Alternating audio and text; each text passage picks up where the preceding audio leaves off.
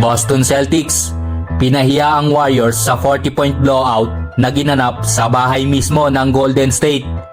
Isang nakakahiya at malungkot na laro ang naranasan ng Golden State Warriors matapos silang tambakan ng Boston Celtics sa score na 125-85. Isa na naman itong dagdag sa hindi magandang takbo ng season ng Warriors na ngayon ay may record na 21-21 at kasalukuyang nasa ika-11 pwesto sa Western Conference matapos ang laban na ito. Maagang sinelyuhan ng Celtics ang laban. Walang manlalaro mula sa Boston ang naglaro ng mahigit sa 30 minuto. Si Jason Tatum ang nanguna sa kanilang opensa na may 22 points, 9 rebounds at 7 assists. Sumunod naman si Kristaps Porzingis na may 18 points at 7 rebounds. Nagambag din sina Jaylen Brown ng 17 points at Peyton Pritchard na may 14 points at 9 assists. Sa panig naman ng Warriors, tila disappointing ang buong laro. Pinangunahan ni Steph Curry ang Golden State na may 18 points, habang si Moses Moody lang ang isa pang nakapagtala ng double-digit scoring na may 13 points, 6 rebounds at 5 assists. Nakakagulat ang naging laro ni Andrew Wiggins na may 1 out of 11 shooting sa kabila ng pagkawala ni Jonathan Kuminga. Ang pagkatalong ito ay dapat maging aral para sa Warriors. Ito na ang pinakamalaking home loss ng Golden State sa nakalipas na 40 taon. Ang huling pagkakataon na natalo sila ng ganito kalaki sa Chase Center ay noong 1985 pa, nang tambakan sila ng Dallas Mavericks sa score na 149-104. Bagamat medyo nakasabay ang Warriors sa first half, nagtapos sila sa unang quarter na may 11-point deficit. Sa second quarter, mas lumapit sila ngunit nanatili ang 15-point deficit sa halftime.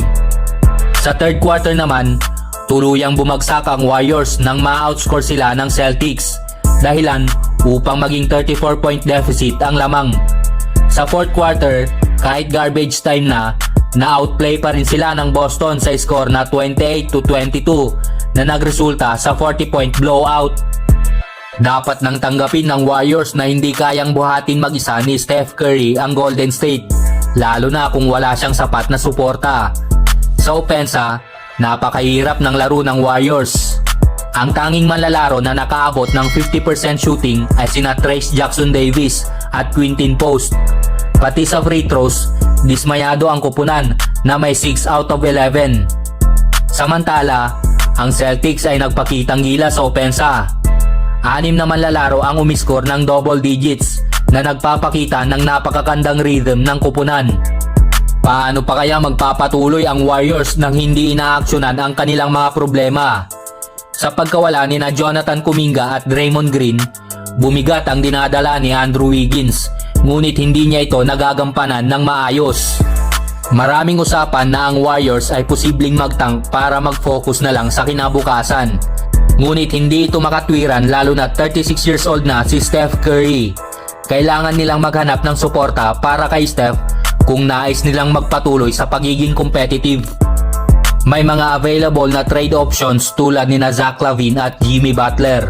Ngunit parang hindi binibigyan pansin ng Warriors ang posibilidad ng pagbabago sa landscape ng team. Sa unang 15 games ng season, ipinakita nila ang potensyal ng kanilang lineup. Kaya ang pagdaragdag ng tamang piraso ay posibleng makabalik sila sa ganitong anyo. Ngunit kung ang 40-point na pagkatalo sa isang team na tinalo nila sa NBA Finals 3 taon na ang nakalilipas ay hindi pa sapat para magising sila, ano pa kaya ang magpapabago sa kanila? Susunod nilang makakaharap ang Sacramento Kings bukas. Kaya abangan natin yan mga chong. My threes are going. He already dropped it finally. Curry. No problem there.